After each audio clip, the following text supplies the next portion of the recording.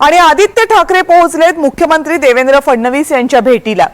संजय राऊत यांच्या निवासस्थानाबाहेर दोघांनी रेकी केल्याचं प्रकरण समोर आलेलं आणि याच प्रकरणाची चौकशी करण्यात यावी या मागणीसाठी आदित्य ठाकरे यांनी मुख्यमंत्र्यांची भेट घेतलेली आहे।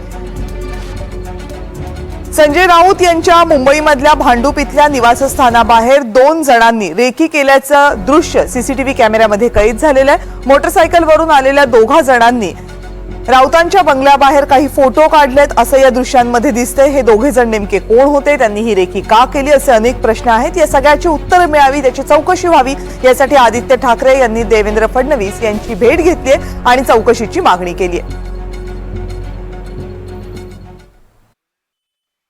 काही 2 बाईकवर एक बाईकवर 2 लोक आले होते, मास्क वगैरे घालून होते। ती नंबर प्लेट अजूनही सापडते, ती अजूनही ब्लर दिसते।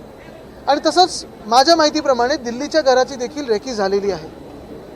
गेल्या 6-7 महिन्यात ज्या घडामोडी आपल्या राज्यात झाल्या आहेत, क्राईम म्हणजे कायदा सुव्यवस्था, जी परिस्थिती आपण आपल्या राज्यात पाहत आहोत, कुठेही काही घटना घडू नये म्हणून आज मुख्यमंत्री फडणवीस साहेबांची आम्ही भेट घेतली आणि त्यांना एवढीच विनंती केलेली आहे की लवकरात लवकर हे जे कोणी असतील त्यांचं ट्रॅकिंग व्हावं, पकडावं त्यांना आणि त्यांची चौकशी व्हावी की काय नक्की चालू होतं।